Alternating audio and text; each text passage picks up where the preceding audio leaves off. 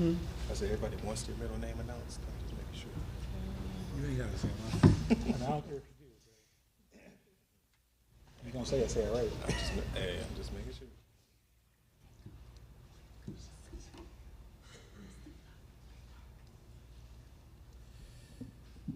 Well, good evening, everyone.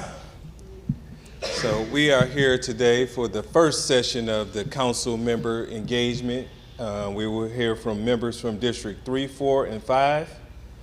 My name is Damar Bias. The sponsors of the forum for today are the League of Women Voters, Oakland area, Change Up Midnight Coalition, Jews for a Secular Democracy, Michigan League of Conservation Voters Education Fund, Michigan Roundtable for Just Communities, Oakland Forward, Voters Not Politicians, Voting Access for All Coalition, and When You Vote, I Win. The nonpartisan sponsors of the event do not endorse any candidate or political party. Views expressed in this forum are for those of the candidates only, and we, the sponsors, take no responsibility. If you're interested in learning more about the work of the presenting organizations or how you can get involved with strengthening our democracy, I encourage you to visit the resource table to the right before you leave at the end of the night. So before we begin, a few audience notes. Please silence all cell phones, refrain from personal recordings or photography during the forum. The event is copyrighted by the League of Women Voters, and a recording of the forum will be available on the presenting organization websites within a week. There will also be an opportunity to take photos after the forum concludes, and we ask that you hold all applause until the end of the forum. Also, there's a survey that was given to you as you came in. We ask that you please fill that out, as that form and that survey will give us an opportunity to know what we did right and what needs to be adjusted going forward. So tonight, as we'll say, we will hear from candidates from District 3, 4, and 5. So currently from District 3, we have Mikhail Goodman. We have Dawn Hanna. District 4, we have Kathy Lee James and Joseph Sinclair. Also running but not in attendance for District 3 is Kenya Earl, and District 5, William Carrington. So now I'm gonna give you some background on the function of City Council and what us as residents can expect.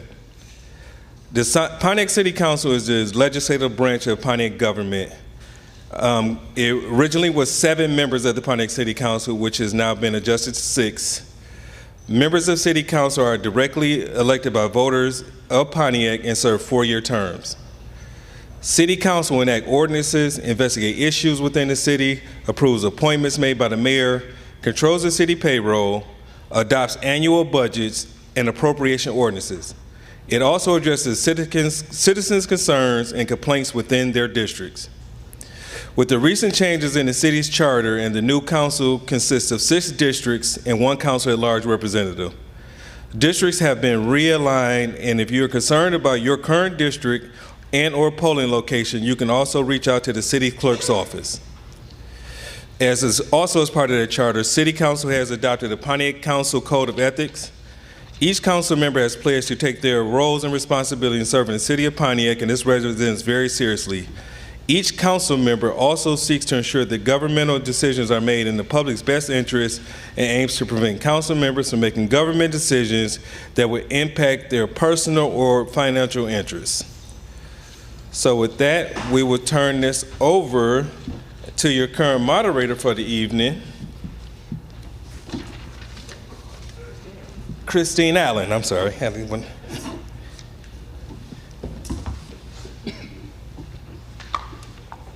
Thank you very much, Damar.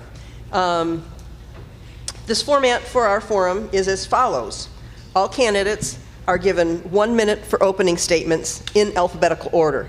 Candidates have 1 minute to answer each question in rotation unless extended by the moderator. All candidates will be allowed 1 minute, all candidates will be allowed equal time to answer questions. Closing statements will be 1 minute in reverse order. Please watch for the timer stop sign to know when the minute is up. As we begin the forum, I'd like to remind our audience and candidates to turn off your cell phones. We begin with the opening statements from our candidates. Candidate Goodman, you have 1 minute, please. Right. Hello, everyone. My name is Mikhail Goodman. I am the current councilperson for District 3.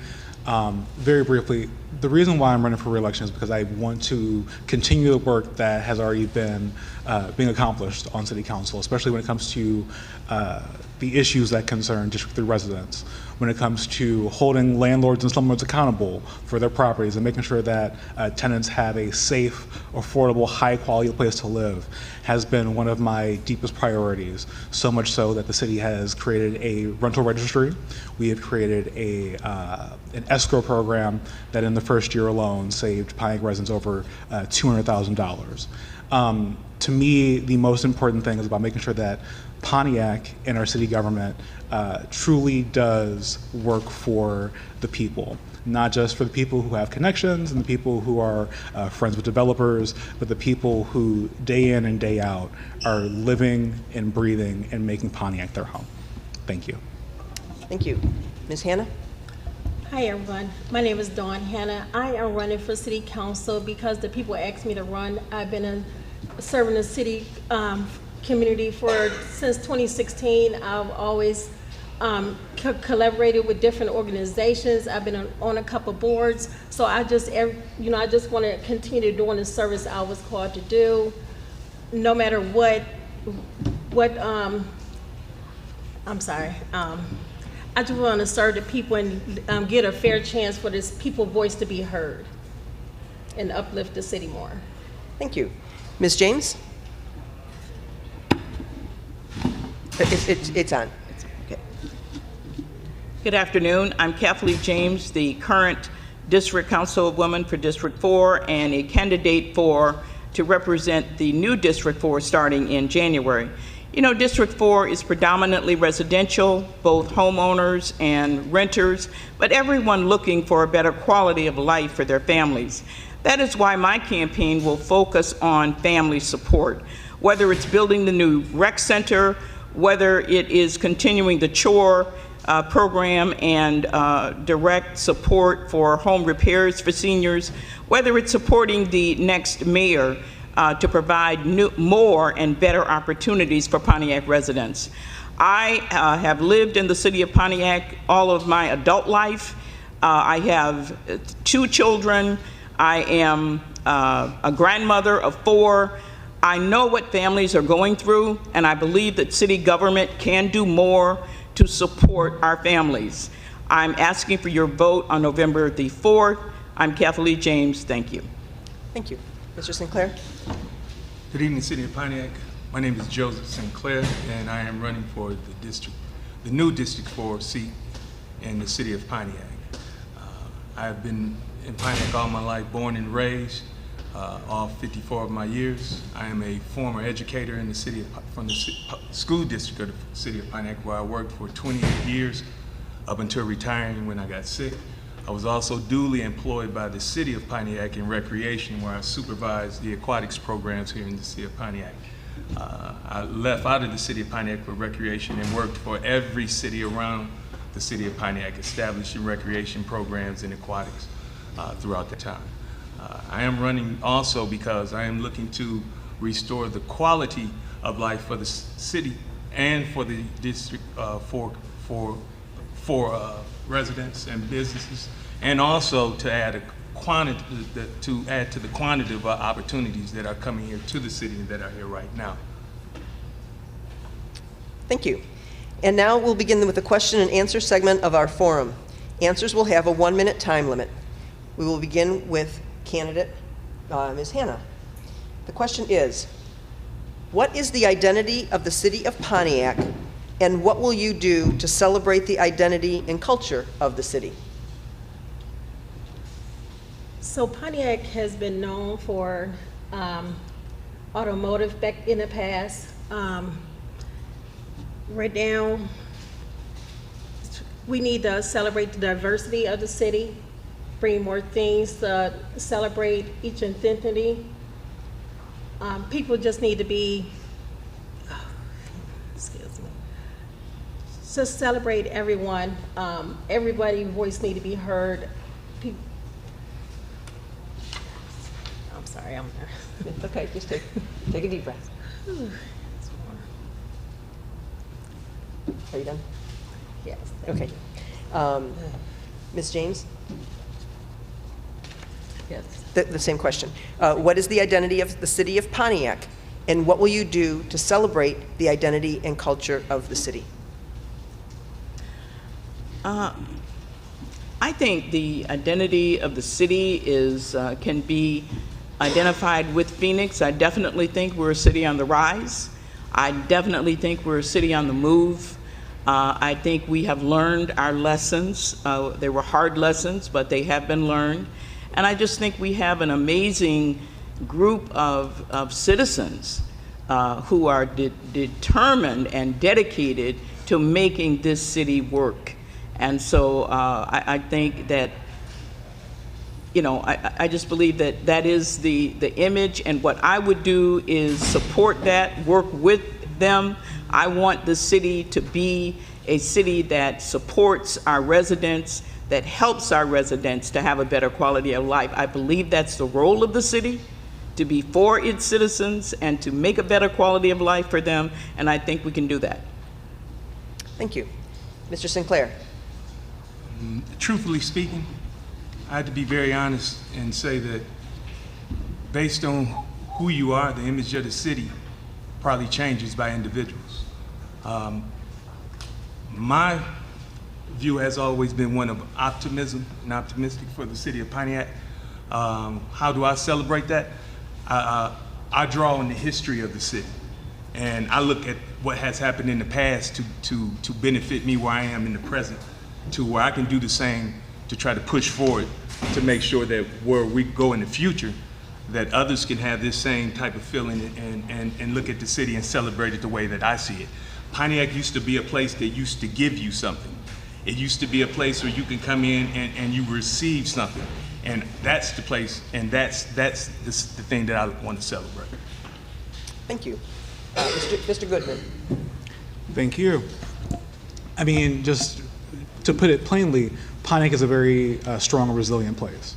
And I say resilient because we've been through a lot, trying to build up our community, build up ourselves, have some level of self-determination. But I think, you know, we deserve to be more than resilient. We're a working class, black and brown community, and we embody every part of those traits. We are hardworking. We care about our neighbors. We care about our community. We recognize the fact that everything that we do is built with our own hands and our own labor. And I think it's really important for us as a city not just to acknowledge and bring attention to our past as a city and being that really strong, working class, resilient, powerful city, but we need to go beyond. And I think the best way to celebrate, you know, our city's identity being as strong as we are is pushing people forward, pushing our city forward, bringing resources, bring opportunity. That way we're not just always being resilient, but we have a chance to grow and thrive. Thank you very much. The next question will start with Ms. James.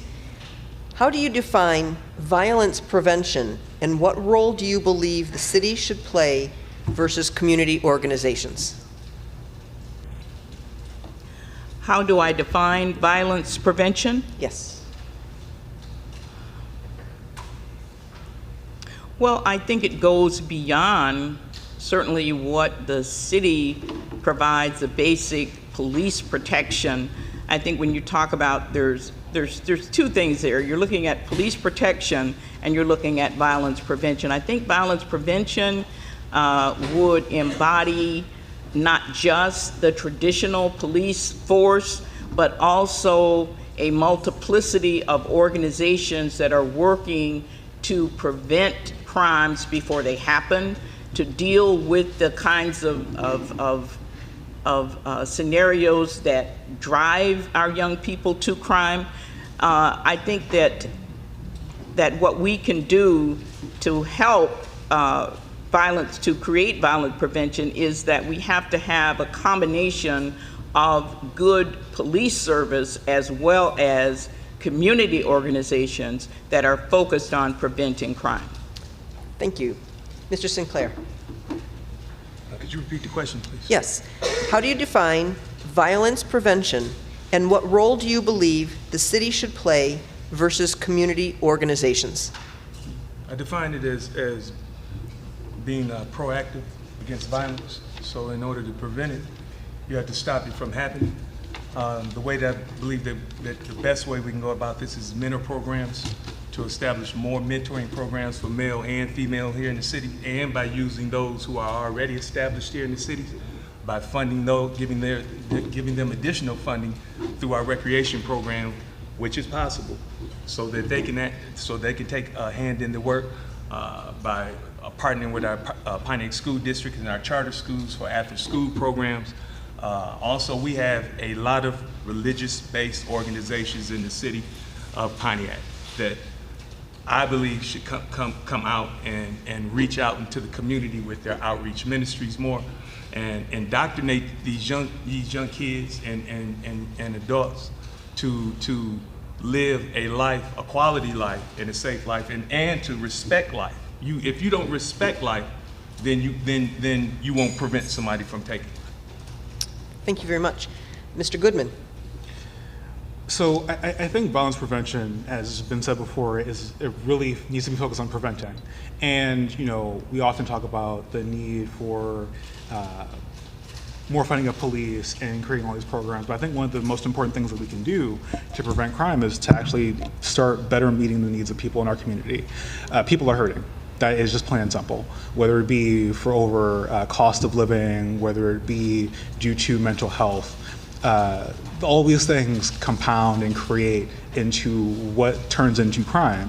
And I think the city's role should be actively and stronger addressing the needs of our community. That means addressing housing costs. That means addressing environmental factors like making sure that streetlights are properly working, making sure that we have transportation, because all of those things end up adding into the situations that lead into the crime that we're facing in our community. I believe that if we actually start meeting our people where they are with what they need, as has been seen in many other communities, it will reduce crime. But we can't just keep telling people that they're doing something wrong. So thank you. Thank you. Ms. Hannah? Yes, I believe you have to go out into the community, get the young people's voices, let them see what they want, what ideas they have, and bring that, collaborate with different churches, organizations, and kind of, give them something to look forward to, deal with the mental health of the situation. A lot of times we don't know what their home life is. We have to make sure not only affordable housing, but the living conditions that they're living in. We have to make sure we collaborate with different people, make sure we have mentors addressing the issues in a home, spiritually, mentally, making sure they're just all well-grounded, bring programs into the city, the city collaborate more with the organizations or people that's trying to help the young people. Thank you. Mr. Sinclair, we will start the next question with you. What makes you feel that you are the right person for this role? I feel that I'm the right person for this role because I've been with this city, active and working within this community since 1992, nonstop. I started out working in my junior year of college for the Pontiac School District and in choirs and physical education. During that time, I was also employed with the city of Pontiac, and I have been nonstop. I've been a community activist, a political activist here in the city. I have a mentorship program of my own called Beat Street, where I have taken in a lot of the young men here in the city, where I've gotten them reduced sentences, and also they have served much community service hours through myself. So that is why I believe I should be the candidate that people vote in, because I have been busy doing the work. I am communicative, and I am a problem solver. Thank you. Mr. Goodman. So I would really like for people to vote for me again as the city council person for District 3, because I think one of the things that I've done since the beginning for the last 3.5 years is tackle the issues in which people elected me to do. Pontiac is 2/3 renter. We have a large number of land speculators and slumlords. We have a problem with having high quality housing in the city. And I've spent the last 3.5 years heavily going after those people. If you go to my website, there is an entire section of receipts, because between creating an escrow program to creating the rental registry, completely overhauling code enforcement, and making every code enforcement officer rental inspectors, there has been a real beginning to end through line on trying to do the things that people elected me to do, which is holding slumlords and negligent property owners accountable. But not only that, I've been continuing to push the policies that we're doing, because it's not enough to just defend our city. We need to do more to go above and beyond and protect and fight for our residents. Thank you. Ms. Hannah? I feel I'm the right person for this position because I've been boots on the ground for many years without any pay. Even if I don't win, I'm going to still serve the community like I always have. People come to me, not even just in District 3, all over the city, and they know I'm gonna make things happen. If I don't know the answer, I'm gonna research and get somebody that can help them. I've always been a voice for the city. Always, residents call me for complaints and everything, and I always reach out to see how I can help them. So I'm just the person that I have a passion to help people, point blank, no matter who you are. Thank you. Thank you. Ms. James? Yes, I don't know whether I am the right person for this job. I think right is kind of dubious, but I do believe that I feel that I, as the current councilwoman, am running on my record, because I do believe that I've worked hard to provide the service that the residents of District 4 have required, and I am absolutely standing on the record that I have for producing the things on the campaign promises, making good on those campaign promises. And so I think I am asking for re-election on the basis of the work that I've already put in. Thank you. Thank you very much. Now the next question will start with Mr. Goodman. How do you plan to ensure that Pontiac becomes a more business-friendly environment for both residents and outside business owners? So I'm going to start answering that question with like a real focus, which is, I've never minced the words. I think that the city of Pontiac should be doing more to support and uplift small business owners, and definitely doing so sometimes at the expense of people who want to have large tax breaks and large benefits from the city, because there is no reason why we have a downtown that is all these buildings are owned by people who have just left them empty for a long period of time. We need to find a way to incentivize small business owners actually getting into the vacant spaces. That way they can make money in our community. That way they can have actual stuff, as opposed to having to fight and I don't even say argue, but having to fight and over the same resources in the same spaces. I think that we need to actively do more to simply put people who are in Pontiac, who have businesses, in their own city, and stop making it extremely difficult for them when we're allowing Amazon to come in. Ms. Hannah? Can you repeat the question? Certainly. How do you plan to ensure that Pontiac becomes a more business-friendly environment for both residents and outside business owners? So I would like to see the city be more, conscious of what they're doing when they're letting business people come here. We have to make sure our citizen has a fair chance of getting those jobs first before we just let big firms come in and we give them tax breaks, because it's not fair that they come in making money off our citizens and we don't have a fair chance of getting some of that money. Just even for housing, we have to make sure they come in and treat our residents with respect and just not get money off the low-income families. So that's a big part of everything too. We always talk about fair housing, but it's always, we have to hold these owners accountable when they come in our city.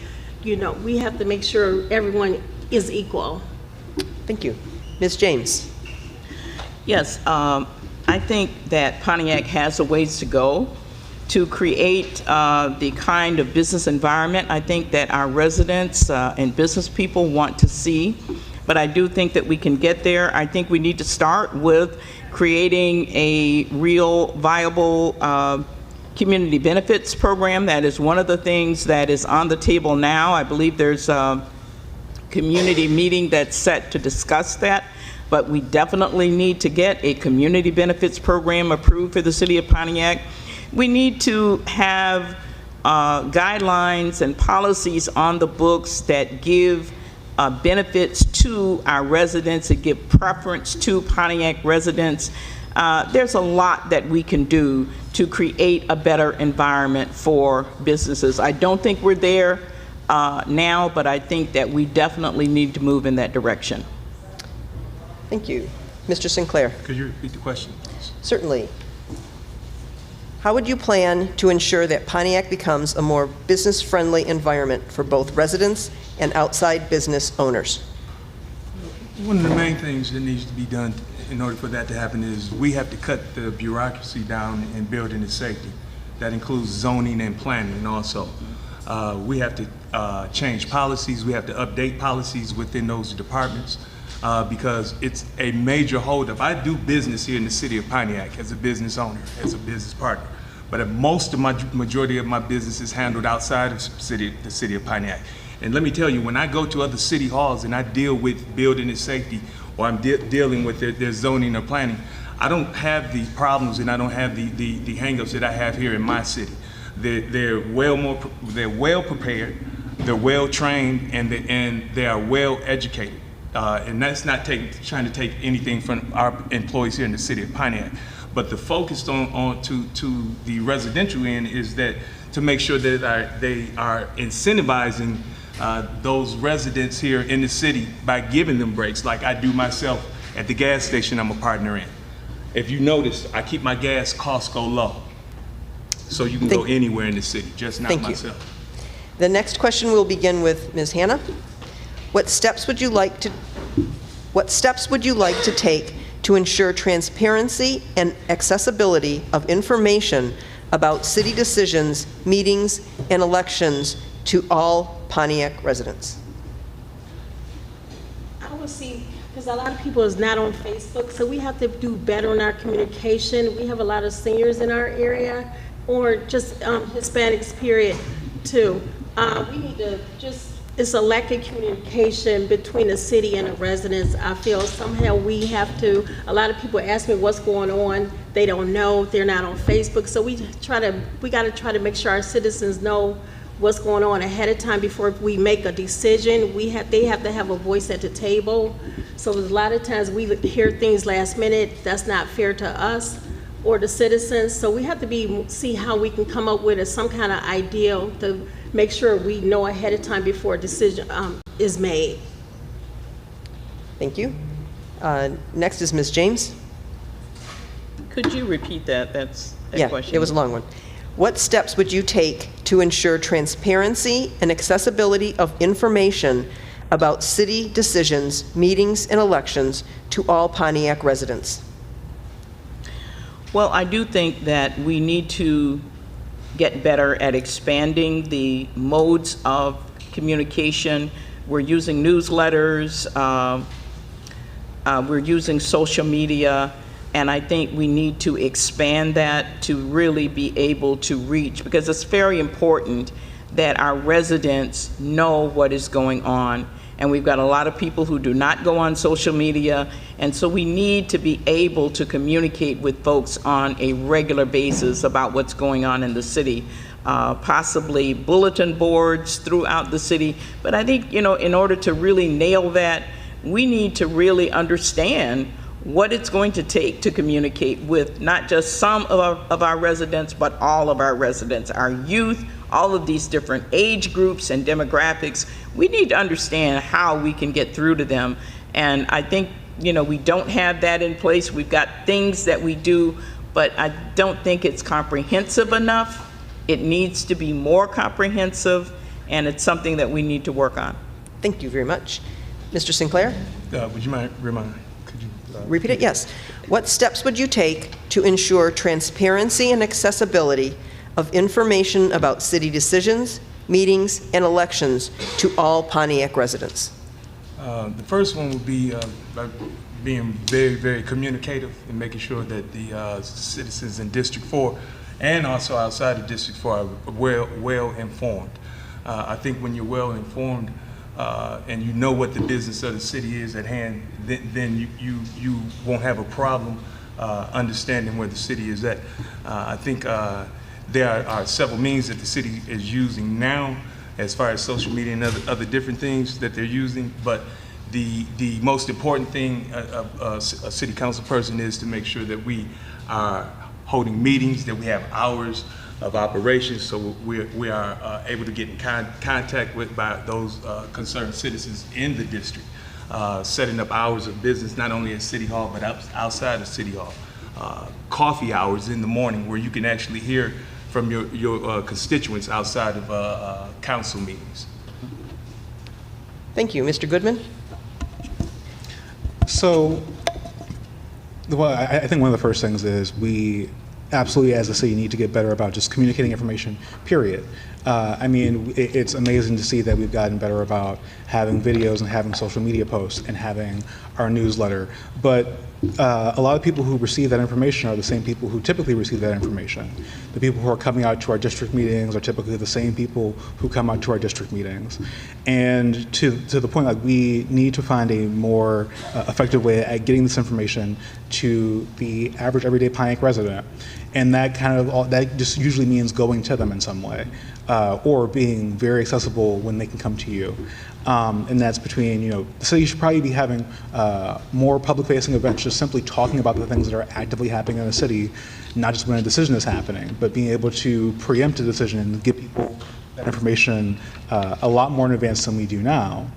But also, I would say, again, like, just being available. As someone, I think most of city council, our office phones go to our own personal phone. As someone who loves to be connected, I think we should just be used to being able to have any conversation with our residents, no matter how we feel about it.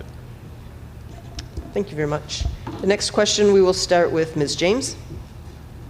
What does community safety mean to you? How would you support alternatives to policing, like mental health crisis teams or CVI community violence intervention programs? Well, I think community safety means that everyone should be able to feel safe in their homes and in their communities. And I think their perception should be, certainly in District 4 and in every community, that they are safe. I do believe that in this day and age that we need to be doing everything in our power. We've got technology now. Most of us have Ring systems as our doorbells. So we have cameras that are taking pictures and videos of what's going on. And that's been a huge help to law enforcement.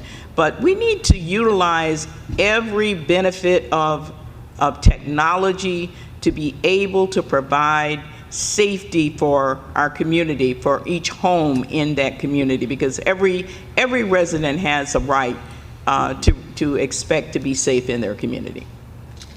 Thank you. Mr. Sinclair? Could you repeat the question? Certainly. What does community safety mean to you? How would you support alternatives to policing, like mental health crisis teams or CVI community violence intervention programs? Community safety to me means just that, being safe in your community, feeling safe in your community, being able to live safe in your community. I think the best way to take a holistic approach at this is to actually look at the preventive measures. And I think by partnering with Oakland County Sheriff Department and with the city of Pontiac, that we can provide more initiatives, which would be much more effective, I think, in the future. But again, I believe the only way to do this is by taking a holistic step and measures by partnering with the Oakland County Sheriff's Department, because they are funded and they can help us with these things. Thank you. Mr. Goodman?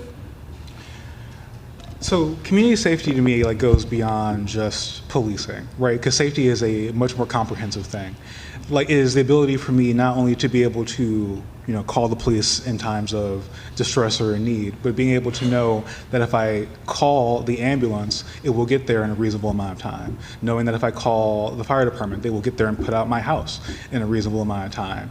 And it's the point that like community safety is larger than just being able to police one's community. And that means like we need to, as a community, get better about, again, improving the environmental situations of our community, not just by like the green space outside, but making sure that we're having better street safety, having better pedestrian safety, making sure that people who are, if we're seeing like in our community that we're constantly having negative health outcomes, being better about being preventative and helping people. If we recognize that we're having a problem with as we've gotten more Narcan boxes around the city, people who are dealing with overdoses, being able to provide them the resources to deal with that. Community safety is about safety for the entirety of the community. Thank you. And the next question we will start with. I don't think she got an answer. Oh, I'm sorry. I apologize. I apologize, Ms. Hannah. So community safety, like I'm doing right now, I'm building a relationship with Oakland County Sheriff Department. It's so important that the citizens know if they see the Sheriff Department riding around that you have called them for their safety and concern. It's about building a relationship with the residents, knowing that you care about them, knowing that we're trying to form a relationship. Like back in the day, we had our Pontiac police and do activities with the Sheriff Department, knowing that they're here to protect us. They're not here just to arrest, but they're here just to make sure everything is okay. A lot of times people say over policing, but that's what they're here for, so for our safety. A lot of times, we want to build relationships with them. We want to, form relationship with, do neighborhood watches, try to form neighborhood watches in our district and everything. Thank you. Thank you. Okay. Now, we'll do the next question, starting with Mr. Sinclair. What does the districts have a lot of trash throughout the area. Do you have any plans on improving this? Most certainly do. Let me start out by saying this has been one of my sticklers for a minute. I think the way our thoroughfares and our main roads look when you come into the city, the businesses and some of these residents definitely need to take some time to actually clean up. The city cannot do everything. We have to start holding the business owners accountable.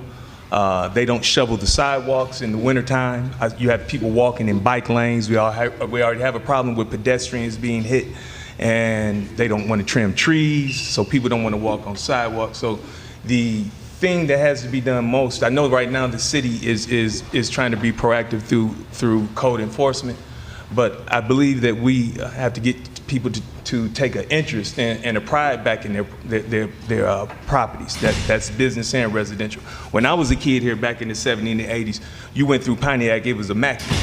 You rode around Pontiac in the 70s, and when I was a kid, we didn't have a problem with snow removal or anything because they were on top of it. And I went to school when it snowed feet in the 70s, and it wasn't a school council. Thank you very much. Thank you. Okay, Mr. Goodman? Can you repeat the question? Sure. The districts have a lot of trash throughout the area. Do you have plans on improving this? Yeah, so one of the things I think applies to both community safety that also applies to like trash and dumping, more specifically in our community, is again being able to change the environment around where these things happen, being able to better light and make visible the areas in which these things are happening, making it more likely that these people will get caught, getting better about doing enforcement and figuring out what a cost-effective but actually effective measure is for holding those extreme bad actors accountable. I think using the staff and the people that we have brought in and trained in the city to continue to do their job of enforcement is deeply important, because we need to be able to, again, hold people accountable. But beyond that, I think I might have a somewhat opposite opinion of some people, which is, as a city, we're supposed to be focused on improving and maintaining people's quality of life. And if that means that we need to have people who are dedicated to cleaning up our roads and side streets, then that means we need to. Thank you very much. Ms. Hannah? Can you repeat the question? Sure. The districts have a lot of trash throughout the area. Do you have plans on improving this? Yes. I've noticed a lot of trash is all over the city. So I would try to make sure the departments are where the trash is at.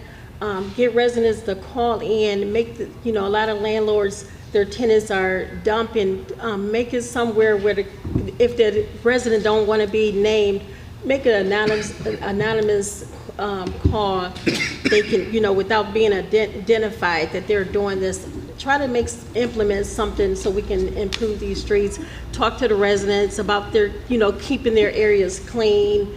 As a city, we have to, it's everyone's job. If we see something, let's tell the right person about the situation. Don't just let it slide. Just go to the right person and talk to them. Thank you. Ms. James?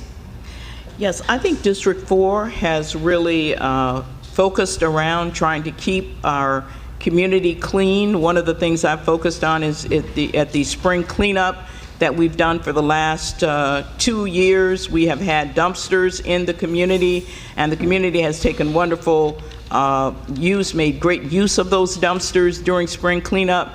And we've also just done a lot to help support the residents in cleaning up their community. This year we bought tools, we had neighborhood cleanups, the city council bought rakes and tools for community groups to do cleanup. So it's a big deal, and it has to do with our image, how we perceive ourselves to be a city, and I think that is improving, but we can do more for cleanup and keeping our neighborhoods clean. I think certainly cameras is one of the things that we need to increase for our city, the use of cameras to prevent dumping. Thank you. Thank you. The next question will start with Mr. Goodman. What is your plan for your district? So my plan for my district is, well, A, to fight for the issues that my district residents asked me to fight for.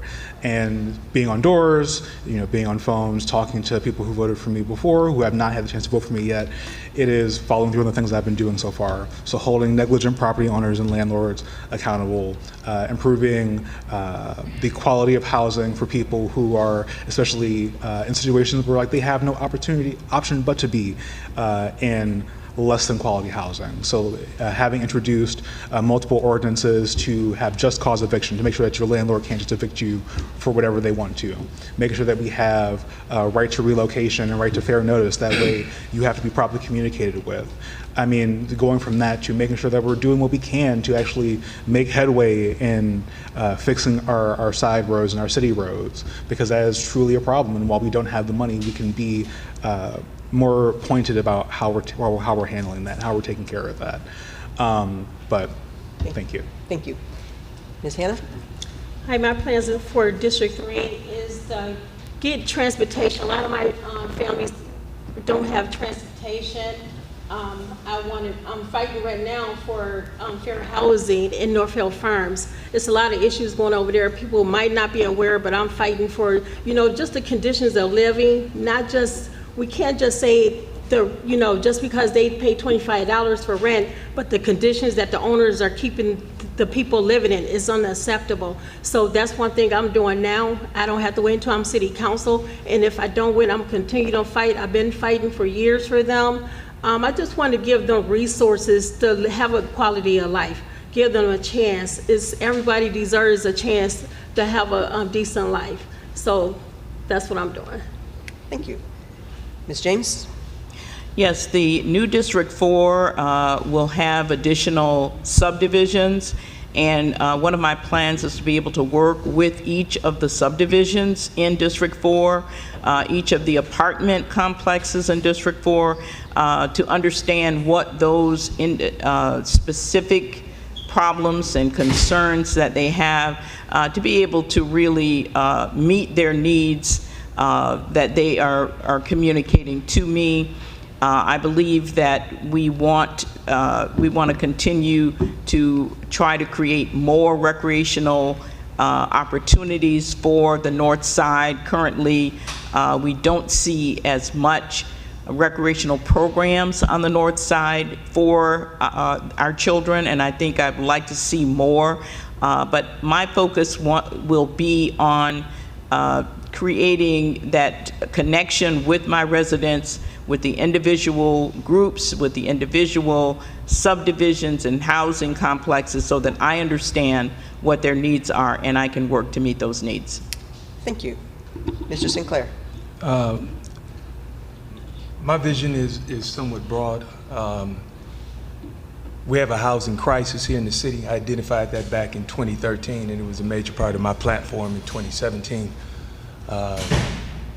A lot of people will not be able to achieve the dream of being homeowners here in the city, so we have to make sure we have several and quality rental opportunities. Restoring the quality of life and the quantity of opportunities and resources for the citizens in the districts is one of my main priorities.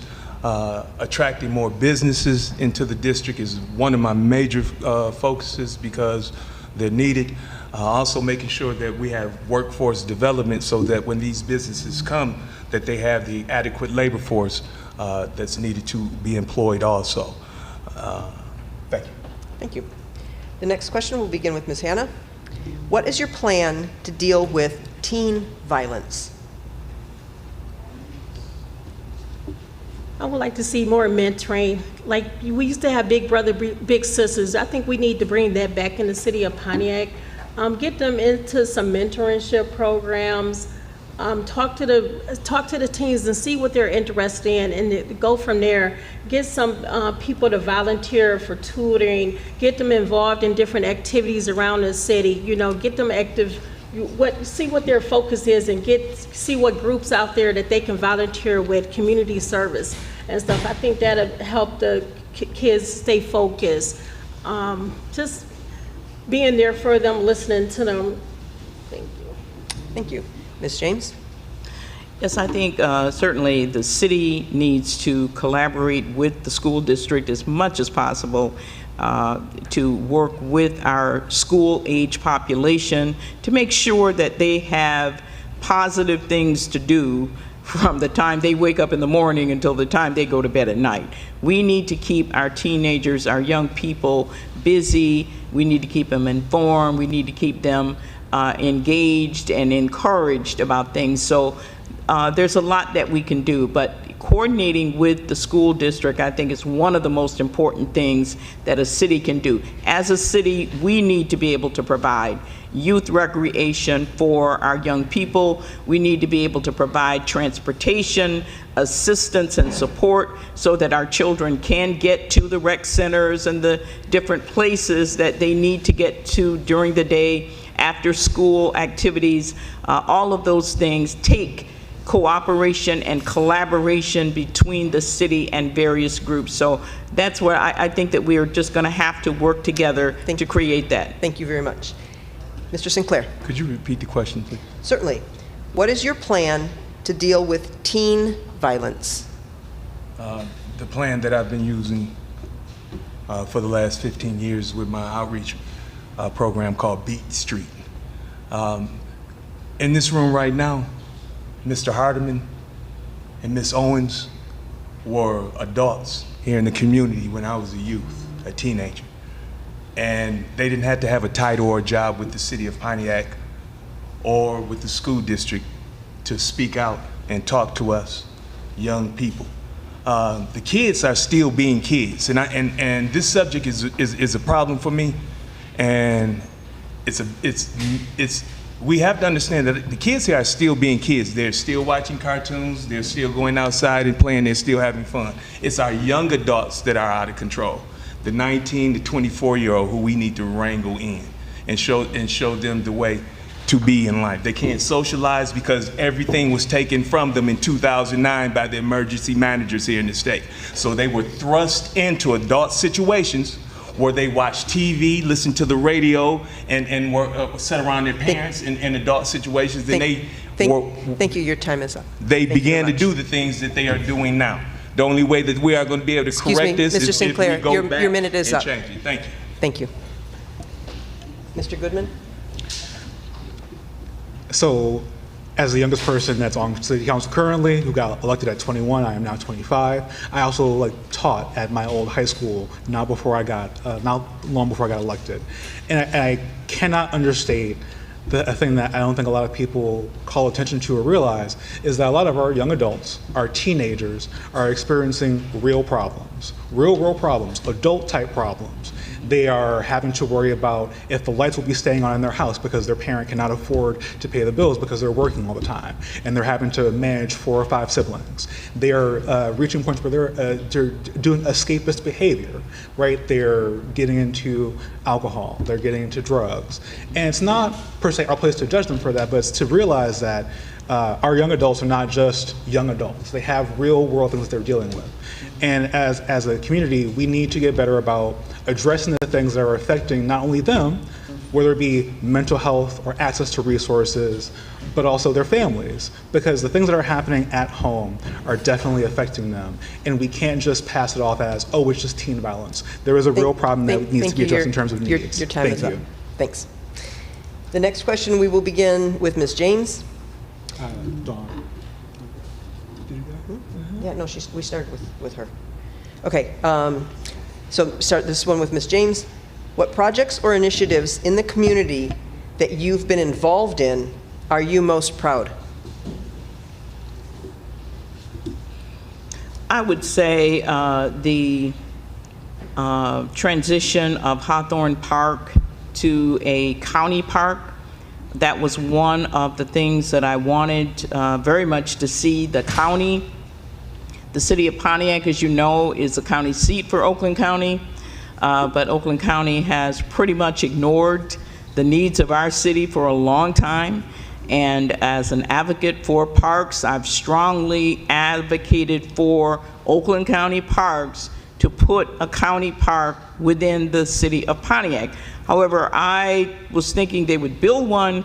What happened was they approached the city about taking over the responsibility for Hawthorne Park. So I think my biggest, the thing I'm most proud of is that the city did create that partnership with Oakland County Parks. Hawthorne Park still belongs to the city of Pontiac, but it is now a county. The county has taken on responsibility for day-to-day management, and they are putting about $1,700,000 into the improvement of that park. Thank you very much. And, oops. Mr. Sinclair? I would just reiterate that for over 28 years, almost 30 years now, have been involved in the city as a school district employee, an employee for the city of Pontiac and Parks and Recreation, also a community activist and a political activist here in this city. I've also reached out and established different programs with those in the city who have business and residential home businesses where I connect a lot of the youth who are getting their first jobs. I also am busy in the community with the Stop the Violence program that I just initiated, and we are going to be doing something dynamic with these young people here in the city very soon. Thank you. Mr. Goodman? Can you repeat the question? What projects or initiatives in the community that you have been involved in are you most proud? Yeah, unfortunately, people have probably heard me talk about this one a lot. It would be the pullover prevention clinic that I've been doing for the last 3 years. Over the course of the last 3 years, we've been able to feed close to 2,800 people, and fix over 500 plus cars. And that is solely just to meet the needs of residents. The purpose of it is to keep people from getting pulled over for a headlight or a taillight, making sure that they're not having their entire life ruined by a very small, minor thing.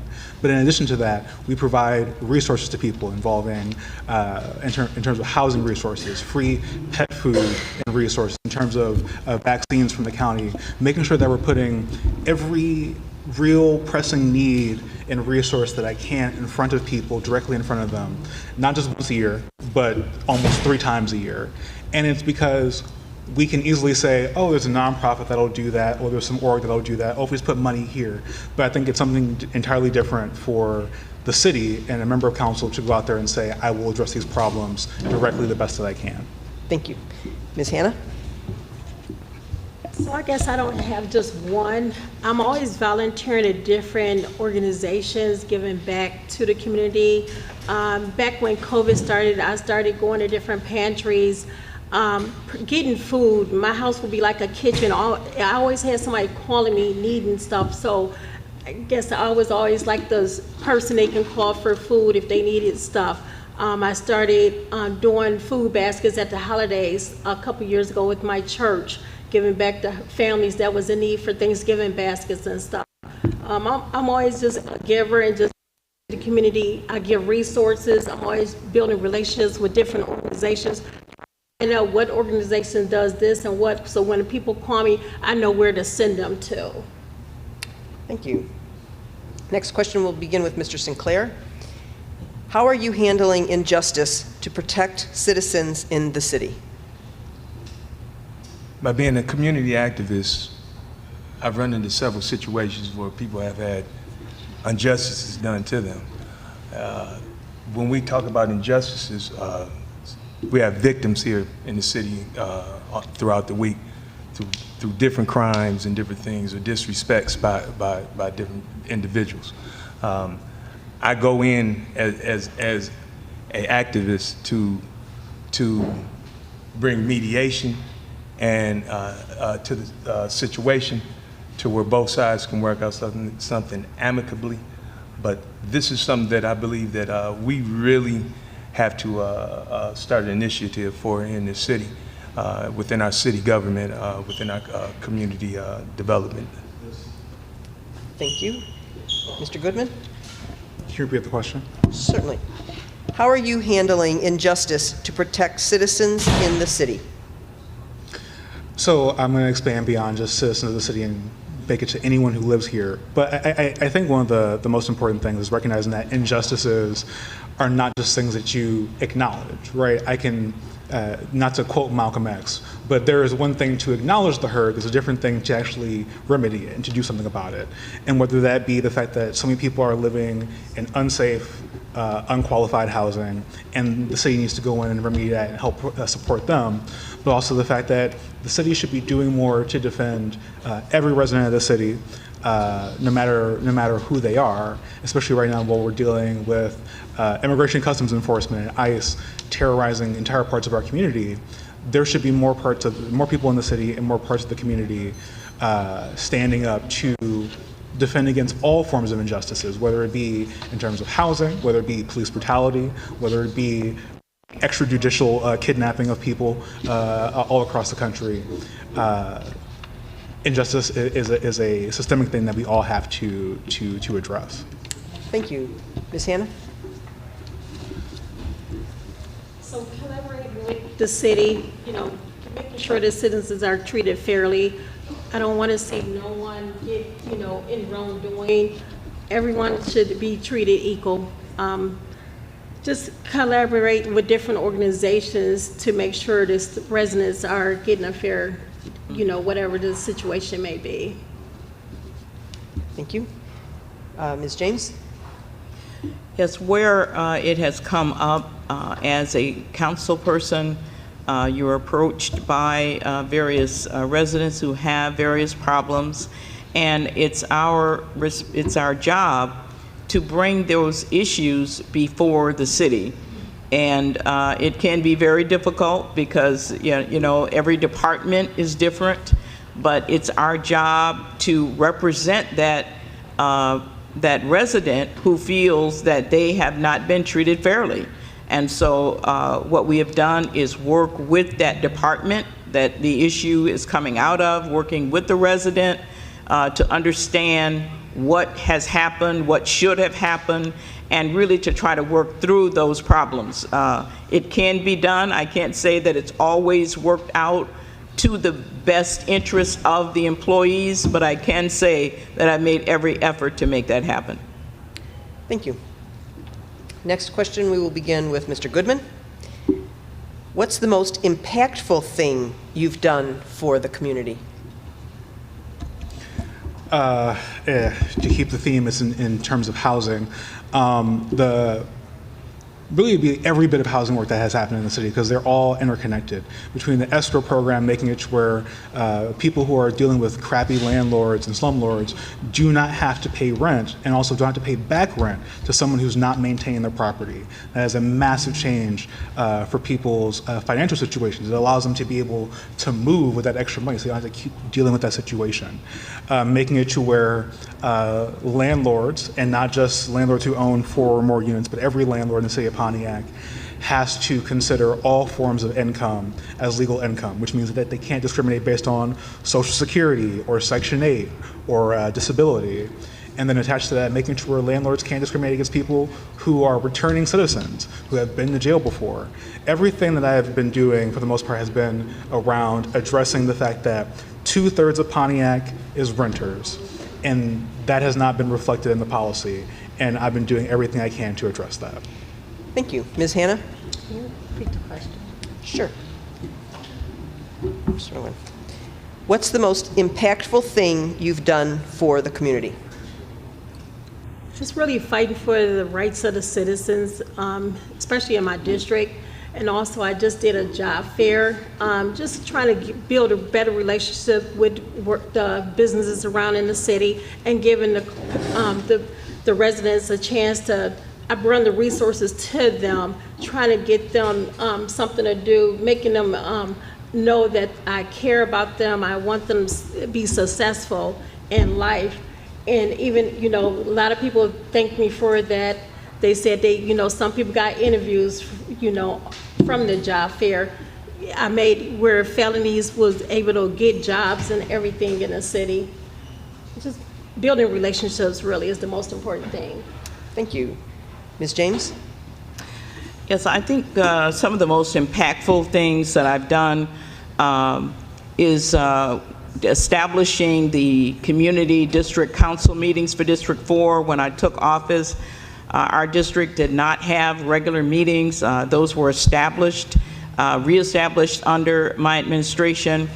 We do have monthly meetings where the residents are able to come together and give their thoughts on what should be done in the community. I think some of the most impactful things we've done as a result of those meetings and getting feedback from the residents is the dumpsters that we've been utilizing for spring cleanup. We've gone from having 1 dumpster that was so popular that the residents asked for more, and now we are up to 4 dumpsters. We also have speed humps. I get thank you notes from people saying thank you for the speed humps in my neighborhood, and also the pride and beautification, acknowledging the residents who do a beautiful job taking care of their homes.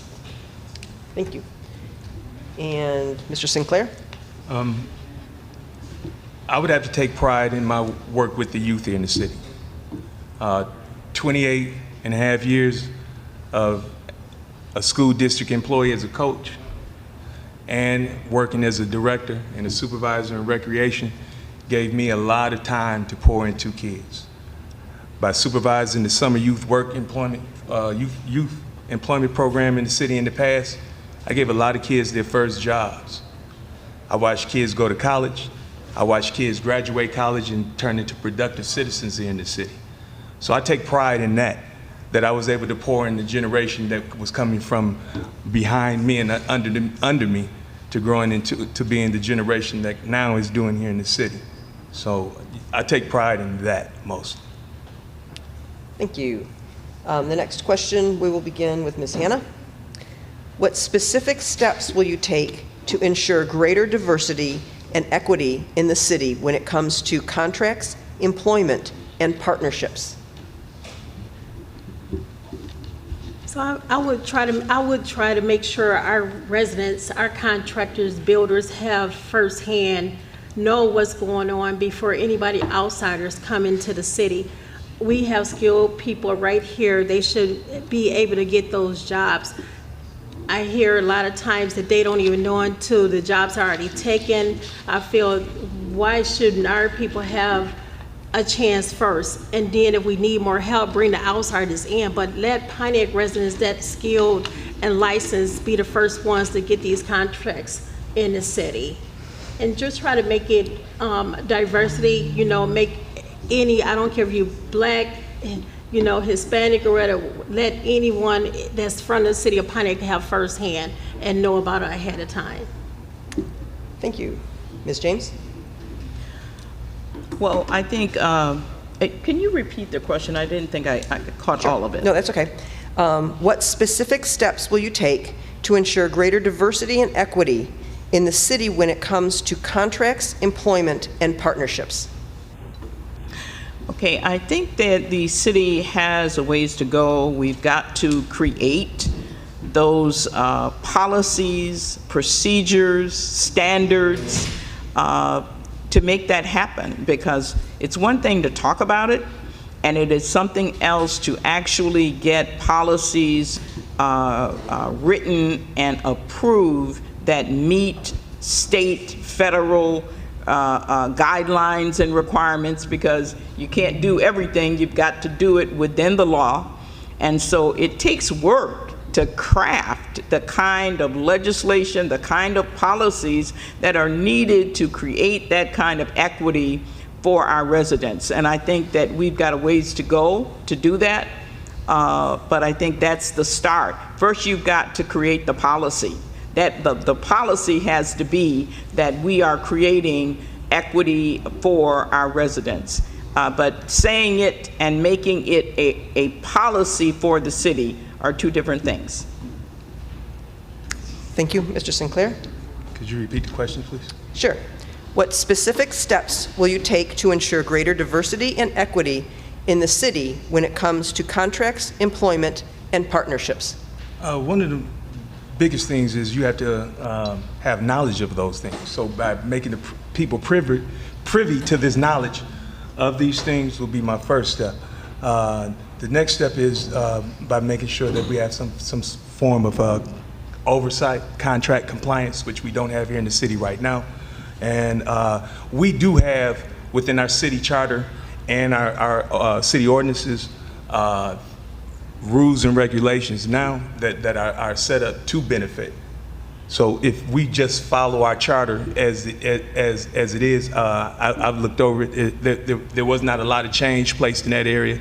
They did a lot of other things in a lot of other areas, but they did not focus in the potential areas that they should have.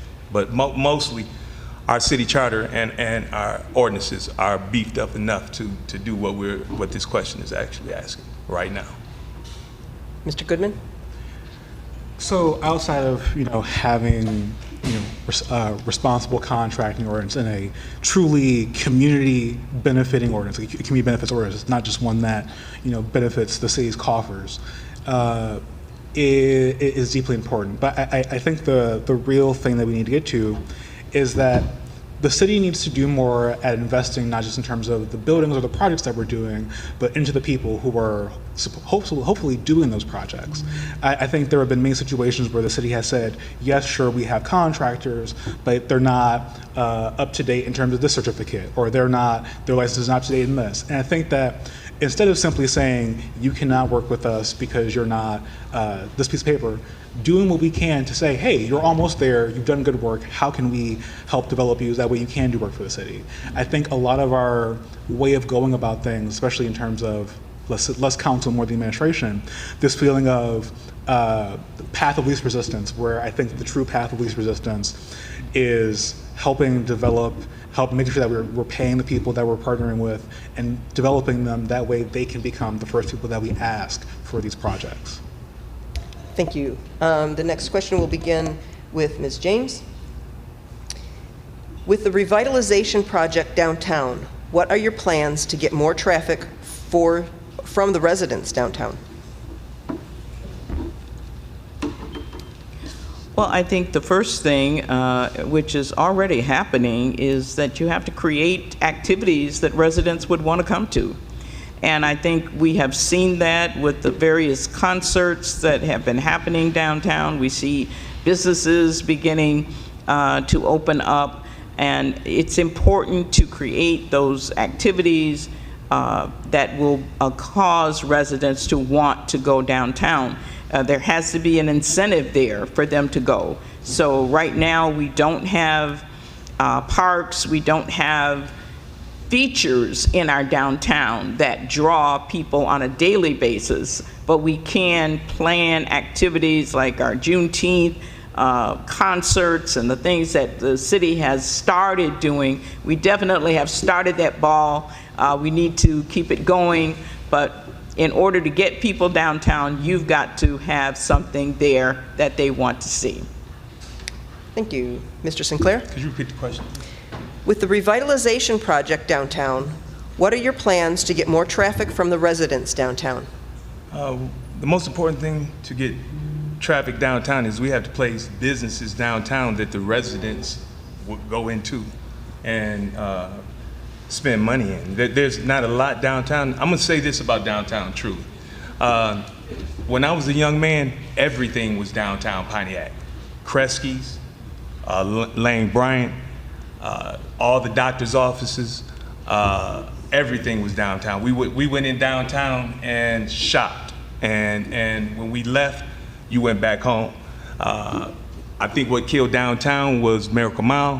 What killed Miracle Mile was Great Lakes Crossing. If you don't have a hearty downtown, just not programming, but again, the businesses that will draw people in, we're not going to see what we need downtown. I moved my multimedia group into downtown Pontiac in 2006 and moved it out in 2017.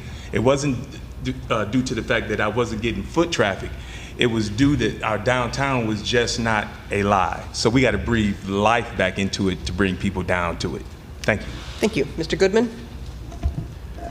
So I really want to agree with that last point, which is, you know, if we're trying to create a downtown that brings Pontiac residents into downtown, we need to have things that are downtown that people actually want. Businesses, restaurants, things that look like us, meet the things that we want to do, but also, you know, somewhat push us, you know, bring some things to our community that are not in other communities, give us a chance to stand out. But I think one of the other really important things is that there is this feeling in the community that all the focus is being, you know, pushed towards downtown. And I think that a lot of people, you know, want to see more things not just happening downtown, but in their local parts of the community, especially, you know, north of Mount Calm, as a couple of us on council say. Because I think by doing more things actively in the community that people want to go to and want to see, and being more dedicated about that work, not just in downtown, but all over the city, it will cause people to have more faith in the work that we're doing downtown, and show that we're not forgetting about everyone else for the sake of downtown. I think in doing that, we'll get more people to have trust and faith in the project that we're doing down there and get them to participate. Thank you, Mr. Goodman. Ms. Hannah? So I agree with everybody about bringing stuff the community want to see downtown, but another thing I've noticed that the owners of the buildings, they overcharge to even rent something. I know a lot of small business, they can't afford to even go downtown because the rent is so high. So we need to come up with a solution, maybe talk to the owners where we can afford, the people in the city can afford to stay downtown. A lot of business, they're not getting, no foot traffic is down there, so they always have to close up because they're not bringing enough money to even pay for the building. So I think we need to come up with a solution with the owners to try to get something in place where they can't charge so much for their rentals. Thank you. The next question, we'll start with Mr. Sinclair. What policies do you want passed? What policies do you want passed to benefit the city of Pontiac? I don't think that there's a major need to see policies passed. I think we need to uphold policies that are already on the books right now. What we have a problem with here in the city of Pontiac is we don't do business, consistent business, the right way. We do business sometimes, maybe one time. We might get some help, You might get a phone call, you might get in touch with somebody. We have to be consistent in City Hall in order for those things to happen that you asked about within this question. By adding more policies, it means that old policies aren't working. Old policies work if you use them the correct way. Current policies work if you use them the right way. So I don't think we always have to look at something new. We just need to do the work that needs to be done now. Thank you. Mr. Goodman. So I believe that there actually is a lot that we need to do in terms of city policy, because the average age of a Pontiac resident, I believe, is like 35 years old, which means that the average person would have not been around when our last charter was created, prior to the one that got passed. And I think that really goes to say that, there are a lot of things that definitely need to be enforced. Things that, through like staff and code enforcement, we've been able to enforce better. But I think that we also need to put ourselves on the cutting edge of things that are happening. 40 years ago, there were not short-term rentals like Airbnbs encroaching into different communities. And at some point, we're going to have to address that in one way or another. The fact that housing is continually getting so much more expensive than it ever has been before is not just enough for us to enforce these quality standards. We need to start getting out and ahead and figuring out what are the things that are affecting our residents now and in the future, and not 20 years ago. Thank you. Ms. Hanna. What policies do you want passed to benefit the city of Pontiac?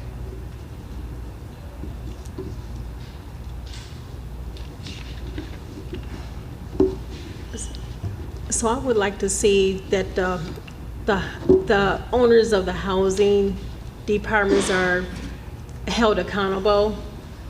Fair housing, we have a housing commission, and they need to be held accountable of the way they're conducting business. Even the landlords around here, I want to see better implement of holding these owners accountable for the residents. And just, look at different policies, see what's effective and what things need to be changed. Thank you. Ms. James? Yes, I think number one would be we need to implement a community benefits policy for the city. As I said, it's already been started, but we need to get that passed so that developers that come to the city of Pontiac to do business need to understand that they need to provide our residents with certain benefits. Our residents need to benefit as well as themselves. I think we need homeless policies. We need to get some policies established for the soliciting and the various things that we have with the homeless community. I think we need fair housing policies in place, and minority business policies. Thank you very much. The next question will start with Mr. Goodman. How do you plan to ensure taxpayer money is spent more responsibly? So I think one is making sure that we have our departments properly staffed with people whose job is quite literally providing us with that information, and making sure that we're intelligently carrying out the work that we do in the city, making sure that we get a public integrity officer, as has already been passed by the charter, and making sure that that's put in place. But quite simply, I think one of the easier things to do is just to tell people where their taxes are going. The city of Dearborn recently, and smartly so, has made it to where every tax bill that you get from the city has a breakdown of where your taxes are going. Whether that be your water bill, whether that be roads, whether that be your local millages, so on and so forth. I think one of the most simple things that we can do is just quite literally start providing the information to residents where their money is going, because it's a very common question. People ask, well, why are we spending money on this? We passed a bond. Why are we doing this? We have this, so on and so forth. I think just being more transparent and saying, hey, quite literally, this is where your money is going, in a straightforward way is probably one of the easiest things that we can do to make sure that people know where their taxes are going. Thank you. Ms. Hanna? Just I think transparency is the big issue, and trust, making sure the checks and balances are correct, Make sure we have a finance department, we full staff. Just being honest up front to the citizens where the money is being spent. Have weekly meetings or monthly meetings with your residents, letting them know what we did with the money, making sure they can trust you and trust your colleagues. Thank you. Ms. James? Yes, I think that our leaders and council people, I would like to see more training for council people so that they understand the budget process. I think it's not something that you can assume as a person is elected that everybody knows, and you can say, well, they have the responsibility to get that training on their own. But I do think that the city should take some responsibility for making sure that elected officials are knowledgeable about the budget process, and they know how to be able to look at a budget and what they are looking for. So that would be one thing that I would like to see improved. But I think, as a council person and as someone making those decisions, you need to be knowledgeable about that process so that you can make good decisions on how money should be spent. Thank you. And Mr. Sinclair? Could you repeat the question, please? Yes. How do you plan to ensure taxpayer money is spent more responsibly? Number one, let me speak on taxes and say this. Whether you're a homeowner or a renter in the city of Pontiac, you pay taxes. Your landlord puts your taxes in your rent. Your tax money is then taken by the state and then appropriated to the city to make sure that you have quality services. Well, here in the city of Pontiac, we are not informed about what happens with our tax money in entirety. And that is one of my biggest pet peeves. So what will I do? Tell what's going on with the money down to the last cent, because it's very important for you to know where your money is going.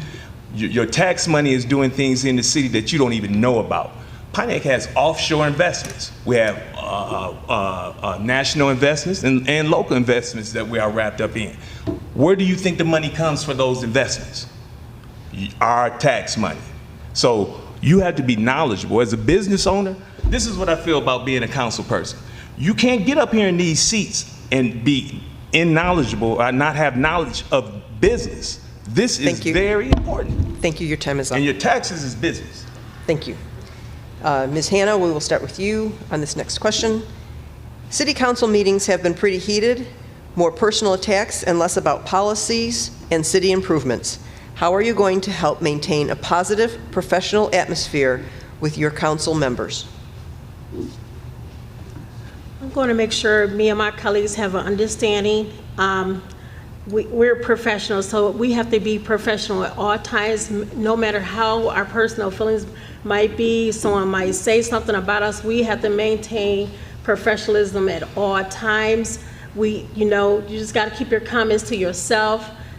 We represent the city. We have to know how to conduct ourselves at all times, and just make sure, just encourage our colleagues to do the same thing. Thank you. Ms. James?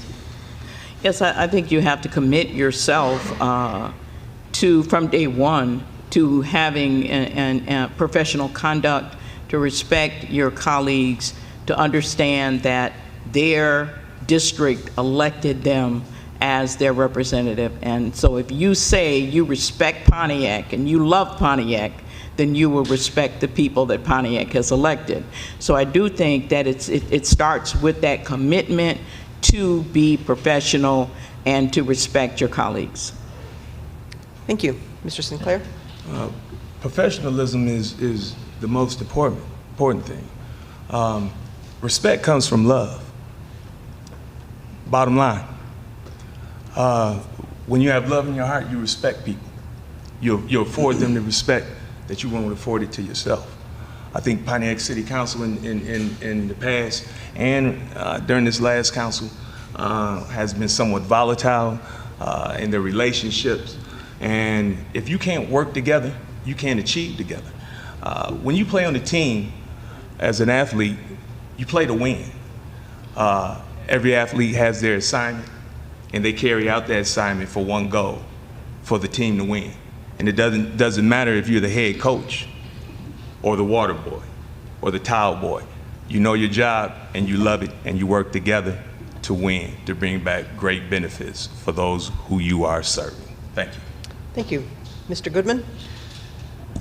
So I guess this is not a bragging thing, but I was the one who drafted the current code of ethics and code of conduct that council chooses or chooses not to enforce on certain members.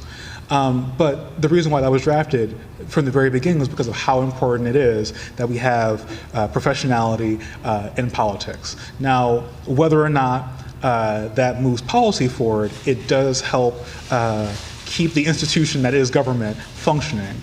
But separate to that, I think it's really important for us to not only treat each other with respect, but have a level of self-accountability. Because no amount of rules and ethics outside of you can enforce upon you the ways of being. People can only do so much externally. But I do think that above all else, we are, as elected representatives, elected to do policy and ordinances and handle the budget on behalf of our district for the entire city. So at the end of the day, everything that we should be doing, no matter the interpersonal that's happening, our focus should be passing policy that materially makes a change for Pontiac residents. Thank you. Full stop. Thank you. The next question, we'll start with Ms. James. What will you do to make sure Pontiac residents, especially those most impacted by systemic injustice, have a real seat at the table in city decisions? Well, I think as council and the new administration come together to work, we just have to make those calls one at a time, because we've got to come with that commitment that we want our residents to have a seat at the table and to be able to work with this new administration, the mayor that's going to be elected.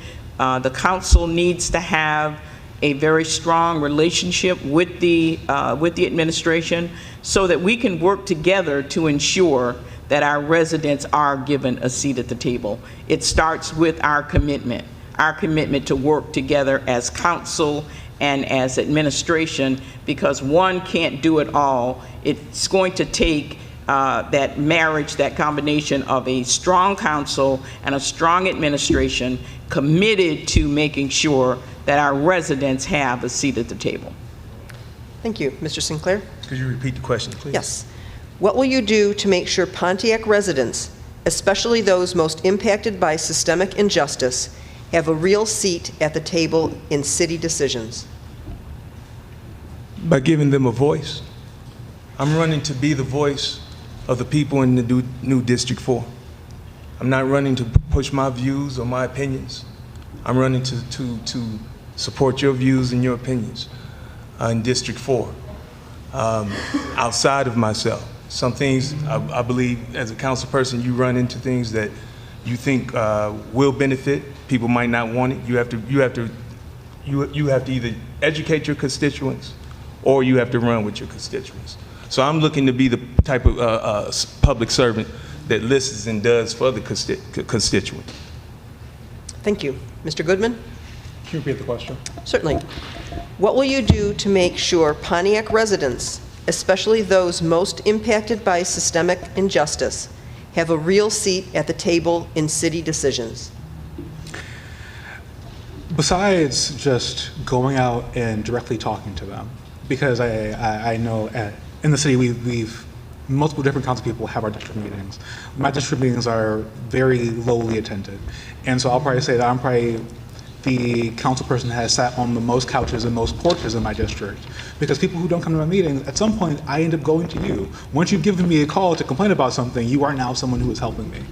And I think like being able to have those parking lot conversations where you just answer questions honestly. Because I think that a lot of times in front of groups of people, we don't want things that we're saying to get back to others about how we feel about decisions. But I think being transparent and honest about the decisions that you make, one, make the job a lot easier, but allows you to be able to educate and communicate and inform and sometimes come to different realizations by simply having normal, regular conversations with people. Because at the end of the day, the way that you find out that you need to install a stop sign on Baldwin, or that road repairs need to happen, is because people are telling you, Thank you people are very making much. it known. Thank you. Ms. Hannah? So what I'm doing right now, I'm educating the people on what's going on in the city. I'm helping them get connected, teaching them how to get connected to the city, information. You gotta have, they want to know that you care about them, that you really genuinely care. When you do that, they'll open up to you and tell you their views. I'm asking people that, I don't know everything. This is my first time running. I want to know what they want in the district, what they want to see in the city. I want my residents to tell me what they want and, you know, what changes we can make as a whole. Thank you. Thank you. The next question will begin with Mr. Sinclair. What will you do to prevent displacement and protect longtime residents as Pontiac continues to experience gentrification? That's this. Want me to read the question again? It was kind of long. Yeah, please read that again. Okay, no, that's fine. What will you do to prevent displacement and protect longtime residents as Pontiac continues to experience gentrification? Now, this is an area where we need to enact new policies at. And let me tell you, Pontiac has already been gentrified. So this question is a little too late. I think we're almost 2 to 3 elections behind. This should have been something that was asked in 2013 after the emergency manager had came in and did what they did. Our city was overrun and taken over. They took our water, they took everything, and they took it for themselves. So the city already has been gentrified. How do we move forward now? Making sure that same thing doesn't happen in the future by setting up the right policies here in the city for those who will be coming to the city and those who are living in the city now going forward. Thank you. Mr. Goodman? I think the most important thing is steering the ship in a direction where we're building Pontiac for the people who already live here. One of the biggest ways that gentrification happens, and I'll pull it back to housing, is rising housing costs push people out of their apartments, out of their homes. People are able to buy out this property and then be able to flip it. They land speculate. That's what happened after the market crash in 2008, and it's still affecting us now. It's the reason why Pontiac is 2/3 renter, because a lot of these starter homes are completely off the market, and they have been purposefully. Separate of that, actually, can you repeat the question, the beginning part? What will you do to prevent displacement and protect longtime residents as a Pontiac continues to experience gentrification? And so as we build up downtown, which is again a genuinely good thing, we need to have a development center for our city. We need to actually make sure that we're doing things to keep people who already live here here happily, whether that be again, trying to address the problems as they exist so they never feel the need to leave. Make sure that you're trying to keep landlords from forcing people out their homes to hopefully make a larger profit. But one of the things I want to do at some point is have a grant program, not only for people who live in the city who are first-time home buyers, but people who have been forced out of the city, giving them a grant to be able to return home and buy a home. That way we can maybe in some ways reduce the effects or undo them. Thank you. Ms. Hannah? Can you repeat the question? Yes. What will you do to prevent displacement and protect longtime residents as Pontiac continues to experience gentrification? Try to make sure they have the right resources. It's all about resources. A lot of people don't know what resources out there to educate them on certain things that's going on in the city. I'll make sure my residents are very well educated and get the training they need to, maintain a housing or their business, and work with other organizations to get some education and tutoring. Ms. James? Yes, what I would do is I think this would be an excellent example of a policy that we would need, because we need to know who is being displaced, how is that displacement taking place, what remediation is needed to be able to compensate for that displacement and to be able to provide that compensation to our residents. So we need a policy there. Gentrification is real, it is happening, and it will continue to happen until we come to the table with the appropriate policies and procedures that will compensate our residents for these kinds of displacements. Thank you. Next question, we'll start with Mr. Goodman. Who has endorsed your campaign? Can you give me 5 seconds to go to my website? The list is a little bit long. So at this moment, because there are always more coming in, Deputy Mayor Kelfani Stevens, Councilmember William Parker, Congresswoman Bashir Tlaib, former Congressman Andy Levin, State Representative Donna McKinney, multiple other state reps, including the former Speaker of the Michigan House and the Pro Tem, County Water Resource Commissioner Jim Nash, Chair of the Oakland County Board of Commissioners Dave Woodward, Detroit City Councilwoman Gabriela Santiago Romero, as well as multiple members in the community such as Jose Ibarra, Ivan Quinones, Alito Flores Reyes, and who is running for library board and former school board member Carol Turpin. And there are more, but those are the quick list. Okay. Also, this one is actually recent and new. The Young Democrats of Michigan have also re-endorsed me for my re-election. Thank you very much. Ms. Hannah? So I'm a grassroots campaign person. I'm endorsed by the people. The people chose me. They asked me to run, so I don't have any big endorsements. All them fancy names, that don't mean nothing to me when you're not out there doing the work. So I'm endorsed by the people in District 3 and citizens around Pontiac. Thank you. Ms. James? Yes, I have not really sought endorsements through this reelection campaign. As I said, I'm running on my record as a councilwoman, and I will continue to stand on that. Thank you. Mr. Sinclair? Just like Ms. Hannah and Ms. James, I myself have taken a different path in this election and also in politics, that I have not sought endorsements. I have sought to endure myself with the people and connect with the people. Everybody who endorses you is not a doer. Everybody who endorses you does not have the favor of the people, so I've been mindful of this. Sometimes endorsements might take away from you. So this time, going around, my thoughts and my decisions on doing have drastically changed in the way that I practice politics. And what is politics? They are making me stronger, according to Patrice Lumumba. Thank you. And if there are no other questions coming in from online or the audience, this will be the last question. We will start it with Ms. Hannah. Why are you running for council, and what are your qualifications? I'm running for council because I want to make a change in my district, my community. I love the community. I think I'll be a big asset to this community. I don't really have I have an education, but not in finance. I know I got still a lot to learn, but one thing I'm committed to see this city move forward like we used to be. I know the city can be great again, and I want to be a part of that.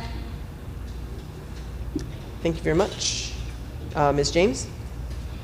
Yes, I am running because I want to continue the progress that the city is making. I think that, when I ran originally, it was because I felt that we needed to work on the cooperation between council and between the mayor's office. I felt that the communication between the council and the mayor just was negative and not what our residents deserve.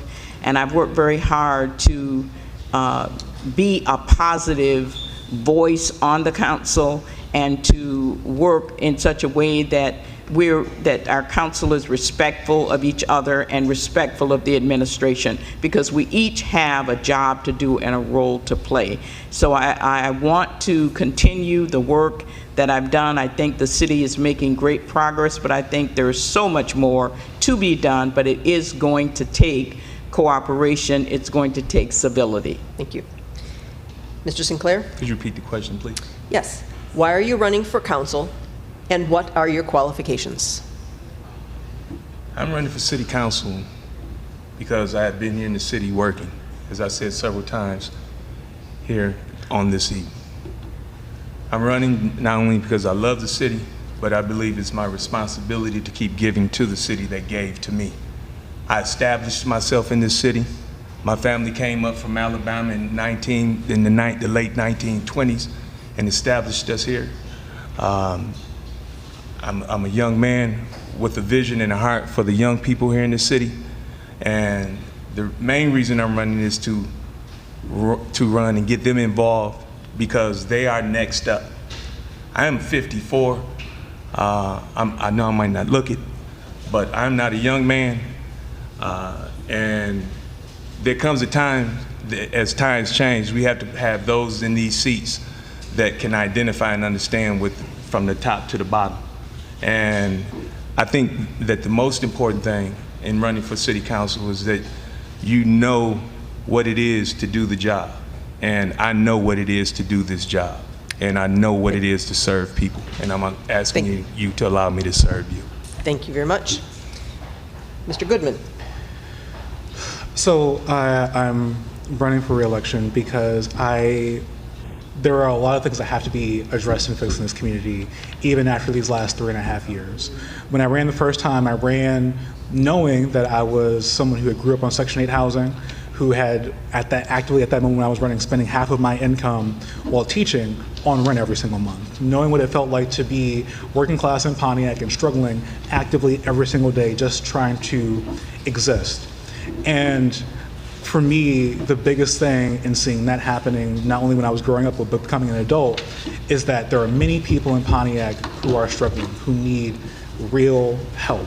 And for me, the biggest thing that I was aware of was housing and affordability. And now I want to be able to keep addressing the issues that I have been able to do so far with housing, to continue enacting housing policies, like with the Tenant Bill of Rights, being able to keep improving the infrastructure in our city, like the repaving of the roads in North Hill Farms. There's a lot that we've been able to do so far that I think it would be really embarrassing and really bad of us to quit halfway through. Okay. It wasn't quite the last question because we just had another one submitted. So this will be the last question, and we will start with Ms. James. How will you repair, or what is your approach on fixing and repairing the damaged Welcome to Pontiac sign? Well, there is a plan. There has been a design that has been approved by the city of Pontiac, and those signs are being built right now and will be installed, I would think, between, in the next couple of weeks. That sign will be replaced. It's already been approved by City Council. The designs have already been approved by City Council. They will include the new logo or the motto that says Pontiac, the heart of Oakland County. But those they are being manufactured right now and will be installed within the next couple of weeks. Okay. Mr. Sinclair, do you have anything to add? Well, the signs have been needed some updating and attention for a very long time, like a lot of things here in the city that DPW and building safety have not gotten to. So I would like to see brand new signs. I didn't know we had a design going in, and that's why I'm saying that we're not privy to the business that happens in the city.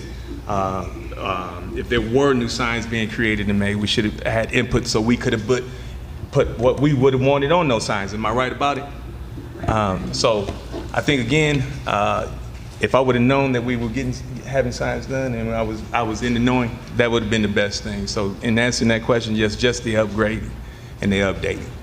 But I would also like to add that when Kermit Williams becomes mayor, maybe we can get those big Hollywood letters like they do for Detroit and Hollywood. We're not supposed to be talking about other people in office or other office holders, so we'll just leave your comments there. Thank you.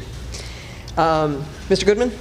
Yes, so as a person who is actually on the committee for communications engagement operations, I do want to say this is actually something that was discussed in a subcommittee, which is open to the community. And I believe actually Darlene Clark ended up coming, so she knows about this as well. But like, we do our best to try to communicate these things as possible.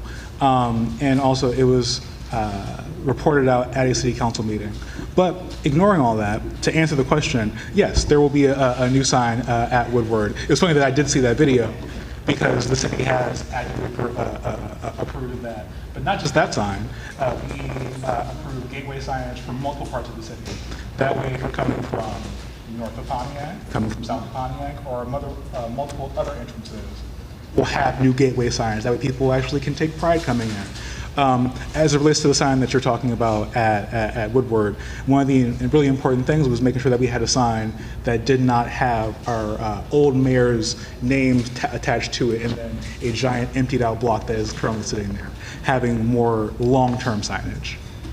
Thank you. Ms. Hannah? Well, I'm glad to hear that we have new designs coming. So, but not even that lighting, but even our DPW department needs to work better on lighting, period. And we still got lights out in certain areas, especially in my district and all over. So we need to really look at our DPD lighting situation as a whole. Thank you very much. That concludes our time for questions. Candidates now have 1 minute to make a closing statement in reverse order of the opening statements. So we will start with Mr. Sinclair. I'd like to thank the League of Women Voters and the Bowen Centers for hosting this evening. I would just like to say that I love this city. The city has been good to me. I want to continue pouring into the city. I want to continue to do in the city. Win, lose, or draw, I always stay busy and I always help within the district that I'm in. I moved over from District 1, where I grew up on the south side of Pontiac on Hillsmont Street, the south side Sinclairs, for 21 years before I moved out of my home with my mom. So again, I am running because I love the city. I am a guaranteed problem solver. I ran management affairs for Mayor Holland in his last administration, where I had to learn all the ordinances here in the city to be able to assist those who would call with complaints. So that was my beginning. I know how to help and get the job done. Thank you. Thank you. Ms. James? Yes, I appreciate again, I'm thankful for those who are taking part in this tonight and those who are the sponsors of it. I think it's been a great discussion. I think the questions have been really good.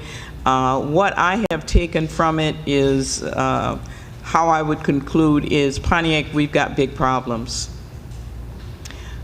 We've got gentrification, we've got youth violence, we've got homelessness, we have affordable housing issues, and I could go on and on. But I think we all know that we've got a lot to do. We've got a lot of work to do. And we need a council and new administration who are committed to come to the table with that commitment to work together, because we got to stop the fighting, we got to stop all the negative and the backbiting, and we have got to work together to make this city what it should be and what our residents deserve. Thank you. Thank you. Ms. Hannah? I want to ask the citizens to vote for me because I've been serving the community for many years and I'm dedicated to see this through.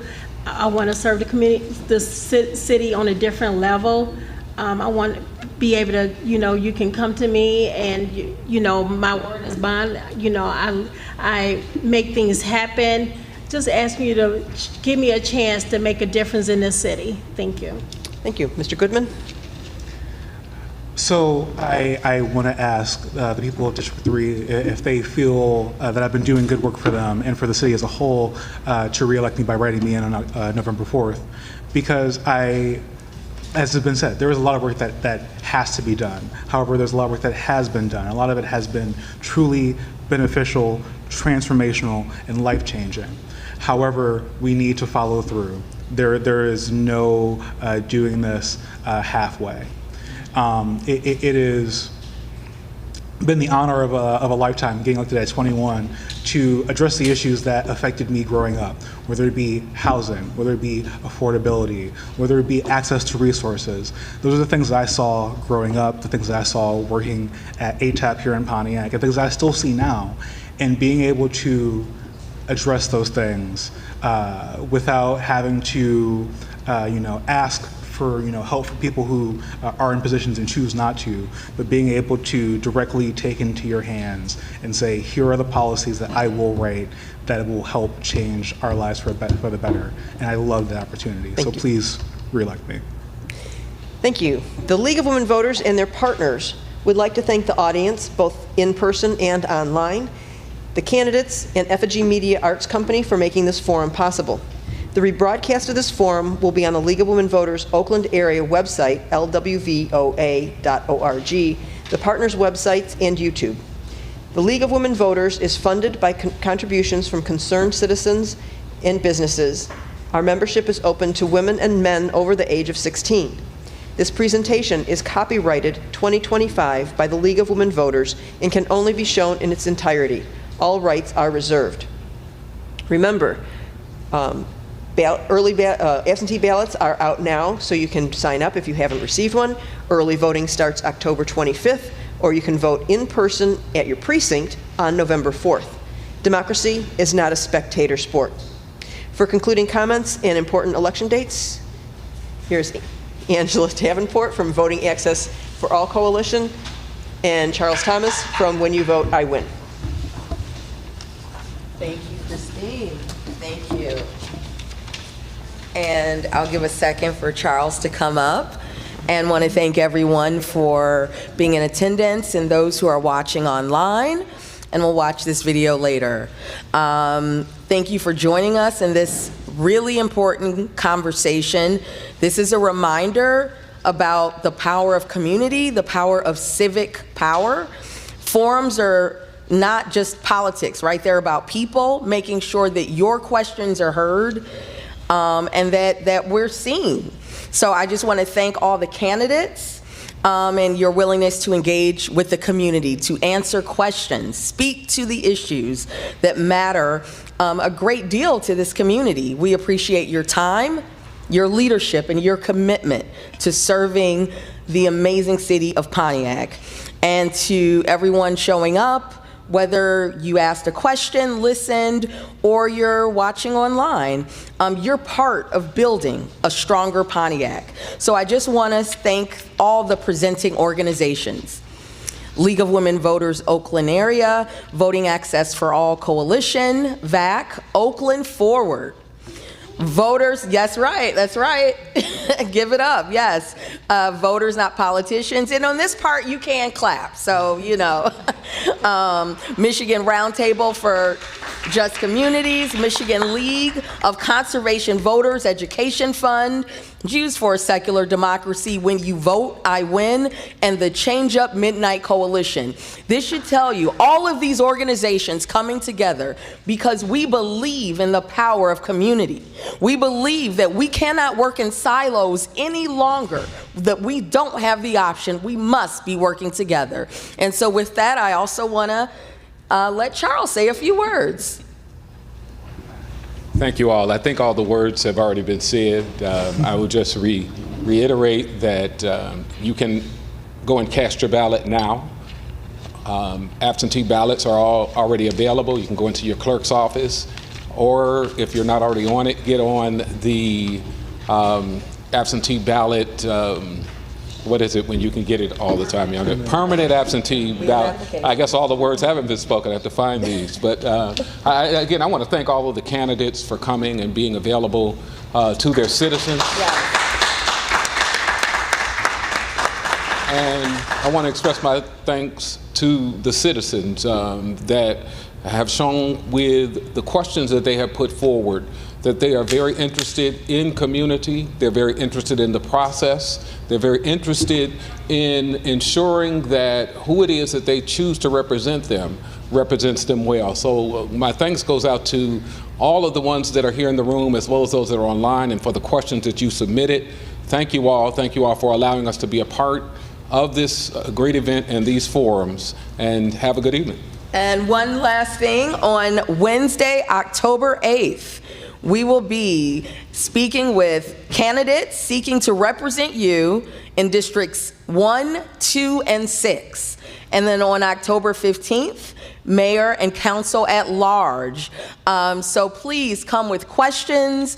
And there's a survey for those who were attending in person. Please get that back to us so we know if this has been a benefit to you. Okay, and thanks again. Have a great night.